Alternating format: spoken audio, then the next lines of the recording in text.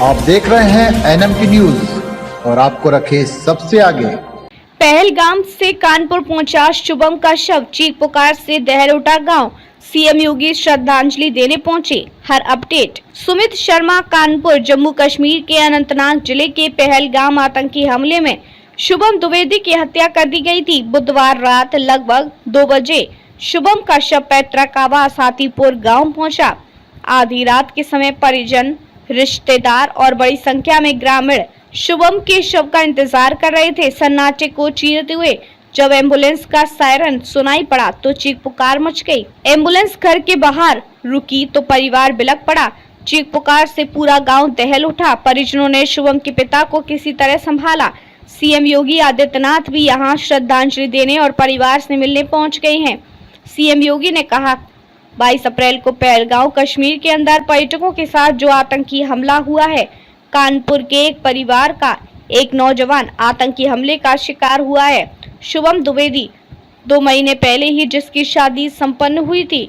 यहाँ पहलगाम का आतंकी हमला यह क्रूर, विवत्स, कायराना हरकत है। देश और दुनिया की हर सभ्य समाज ने इस घटना की निंदा की है। यह घटना बताती है कि आतंकवाद अब अपनी अंतिम सांस ले रहा है। निर्दोष पर्यटकों पर हमला जाति और धर्म पूछ करके हिंदू बेटी बेटियों के सामने उनका सिंदूर उजाड़ा जाए, ये कोई भी सभ्य समाज कतई स्वीकार नहीं कर सकता है। लोगों के गुस्से और पाकिस्तान के खिलाफ नारेबाजी के बीच सीएम ने कहा, भारत सरकार की आतंकवाद के प्रति टॉलरेंस की जो नीति रही है वह प्रभावी तरीके से आतंकवाद को नेस्तनाबूद करेगी। अब इसके ताबूत पर अंतिम कील ठोकने की शुरुआत हो चुकी है। पीएम की अध्यक्षता में जो निर्णय लिए गए हैं, गृह मंत्री ने खुद वहां का दौरा किया। आगे की रणनीति के साथ ही पूरा भारत आतंकवाद के प्रति जीरो टॉलरेंस की नीति के साथ आगे बढ़ रहा है। सीएम योगी ने भावनाओं पर नियंत्रण रखते हुए कहा, मैंने शुभम द्विवेदी के परिजन से मुलाकात की है जो कृत्य आतंकवादियों ने किए हैं। इसी प्रकार से आतंकवादियों और उनके आकाओं को इसकी सजा जरूर मिलेगी। सभी देशवासी पीएम पर भरोसा रखें। हमारी सरकार पीड़ित परिवार के साथ खड़ी है। डबल इंजन की हमारी सरकार इस प्रकार की बर्बर और अमानवीय घटना को लेकर कार्य करना चाहती है। विषैले फनों को कुचलने का काम होगा। हर आदमी घटना के परिणाम को देखेगा। परिवार की महिलाओं के आंसू थमने का नाम नहीं ले रहे थे। शुभम की दादी अपने लाडले पोते की मौत से सदमे में है। उन्होंने रोते हुए कहा कि 2 महीने में भगवान ने बहू का सुहाग छीन लिया। परिजनों ने जब एम्बुलेंस से ताबूत उतारा तो वहां मौजूद हर शख्स की आंखें नम हो गई। दादी, चाची, बुआ, मामी सभी शव से लिपट कर रोने लगे।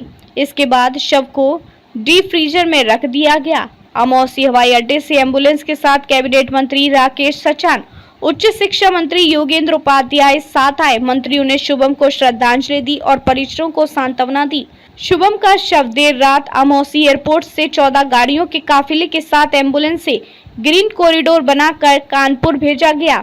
उप मुख्यमंत्री ब्रिजेश पाठक ने एयरपोर्ट पर पहुंचकर मृतकों को श्रद्धांजलि दी। पहलगाम आतंकी हमले में आतंकवादियों ने शुभम द्विवेदी के सिर पर गोली मारकर हत्या कर दी थी। पूरे सम्मान के साथ शुभम को अंतिम विदाई दी जाएगी। इसके लिए जिला प्रशासन और कश्मीरी पुलिस ने पूरी तैयारी कर ली है। ढ्योड़ी घाट पर शुभम का अंतिम संस्कार किया जाएगा। शासकीय सम्मान के साथ अंतिम विदाई देने का निर्णय लिया गया है। आप देख रहे हैं NMT न्यूज और आपको रखे सबसे आगे।